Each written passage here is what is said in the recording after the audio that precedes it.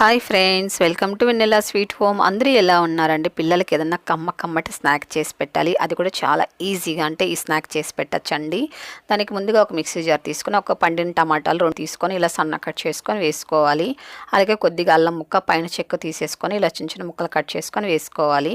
అలాగే ఒక 10 వెల్లుల్లి రెబ్బలు వేసుకోవాలండి. ఇప్పుడు దీన్ని వాటర్ వేయకుండా బాగా మెత్తగా మిక్సీ పట్టేసుకోవాలి. మీరు పొట్టు తీసినా సరే అండి, పొట్టు తీయకుండా కూడా వేసుకోవచ్చండి వెల్లుల్లిని. ఇప్పుడు దీన్ని ఇలా మెత్తగా పేస్ట్ చేసి పెట్టుకున్న తర్వాత ఇలా ఫిల్టర్ చేసుకోవాలండి. ఒక బౌల్లోకి కంపల్సరీ ఫిల్టర్ చేసుకోవాలండి. మీరు చూడండి, ఇలా గట్టిగా ప్రెస్ చేసుకున్నారంటే బాగా జ్యూస్ అంతా కూడా చక్కగా వచ్చేస్తుంది. చూడండి, ఇలా తొక్కుంటుంది కదా, దీన్ని పక్కన పడేసుకోవాలి. ఇప్పుడు ఈ జ్యూస్ని పక్కన పెట్టుకొని ఒక గిన్నె తీసుకొని ఇందులో 1 కప్పు శనగపిండి వేసుకోవాలండి. మీరు ఇంట్లో ఆడిచిన పిండి అన్నా తీసుకోవచ్చు, లేకపోతే షాప్లో కొన్ని పిండి అన్నా తీసుకోవచ్చండి. కానీ ఇంట్లో ఆడిచిన పిండి అయితే చాలా రుచికరంగా ఉంటుంది.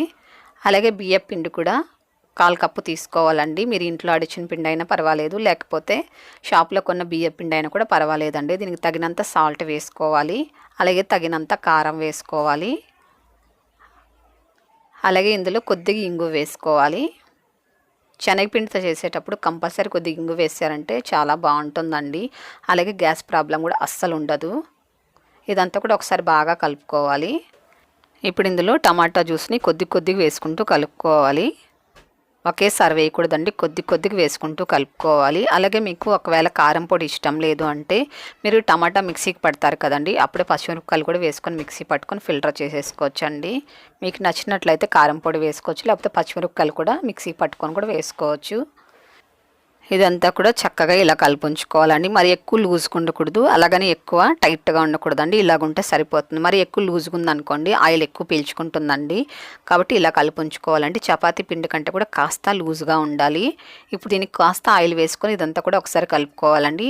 ఆయిల్ వేసామంటే చేతికి అంటుకోకుండా ఉంటుంది. ఇప్పుడు ఇలా జంతికల మిషన్ తీసుకోవాలండి. ఇలా స్టార్ ఉంటుంది కదా, అది నేను తీసుకున్నాను. స్టారు ప్లేట్ ఉంటుంది కదండి, దాన్ని తీసుకున్నానండి అచ్చుని. మీకు ఏది నచ్చితే, ఏ షేప్ నచ్చితే ఆ షేప్ తీసుకోవచ్చండి అచ్చు అనేది. ఇప్పుడు కాస్త పిండి తీసుకొని ఇలా రోల్ చేసుకోవాలి. ఇలా రోల్ చేసుకున్న తర్వాత ఈ మిషన్లో పెట్టుకోవాలండి. అలాగే జంతికలు గొట్టంకి కాస్త ఆయిల్ అప్లై చేసుకోవాలండి లోపలంతా, అప్పుడే పిండి అనేది అంటుకోకుండా చక్కగా వస్తుంది. ఇప్పుడు దీన్ని క్లోజ్ చేసుకోవాలి. మరి పైకి పెట్టుకోకూడదండి పిండి, ఒక 30 వంతు పెట్టుకుంటే సరిపోతుంది. చూడండి, ఇలా ప్రెస్ చేయగానే చక్కగా వస్తుందో. పిండి ఇలా కలిపించుకోవాలండి. ఇప్పుడు పిండి పైన మూత పెట్టుకొని పక్కన ఉంచుకొని స్టవ్ వెలిగించుకొని ఆయిల్ పెట్టుకొని వేడి చేసుకోవాలండి. ఆయిల్ ఎక్కువ వేడిగా ఉండకూడదండి, ఓవర్ హీట్ ఉండకూడదు, మీడియం హీట్లో ఉండాలి. అలాగే వేసేటప్పుడు లో ఫ్లేమ్లో ఉంచుకోవాలండి. ఆయిల్ ఎక్కువగా ఉంటే లో ఫ్లేమ్లో ఉంచుకోండి, లేకపోతే మీడియం ఫ్లేమ్లో ఉంచుకోవాలి. ఇప్పుడు జంతికలు ఇలా పిండుకుంటూ ఇలా కట్ చేసుకుంటూ వేసుకోవాలి.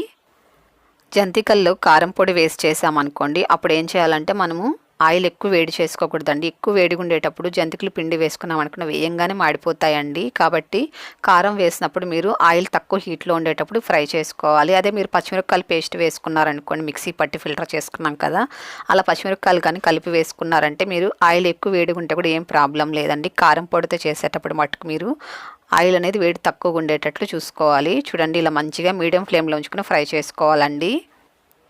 ఓకే అండి, సరిపోతుంది. ఇలా ఫ్రై అవుతే ఇప్పుడు తీసేసుకుందామండి. మీకు ఒకవేళ శనగపిండి ఇష్టం లేదు అనుకుంటే 1 కప్పు బియ్యం పిండికి 1/2 కప్పు శనగపిండి తీసుకోండి. మీరు ఏ కప్పుతో అయితే బియ్యం పిండి తీసుకుంటారో ఆ కప్పుతోనే 1/2 కప్పు శనగపిండి తీసుకోండి. లేకపోతే మీకు శనగపిండి ఇష్టం అయితే ఇప్పుడు నేను చెప్పాను కదా, ఆ క్వాలిటీలతో కూడా 1 కప్పు శనగపిండి 1/2 కప్పు బియ్యం పిండి కూడా తీసుకోవచ్చండి. మీరు ఎలాగన్నా చేసుకోవచ్చు, బియ్యం పిండితో అన్నా చేసుకోవచ్చు, లేకపోతే శనగపిండితో అన్నా చేసుకోవచ్చండి. చూడండి ఎంత తక్కువ ఆయిల్ పీల్చుకుందో. ఇందులో మీరు కావాలంటే నువ్వులు కూడా వేసుకోవచ్చండి. చూసారు కదండి, ఎంత ఈజీగా స్నాక్ రెడీ అయిపోయింది. మీకు నచ్చిందా? అయితే మీ ఫ్రెండ్స్కి వీడియోని షేర్ చేయండి, లైక్ చేయండి.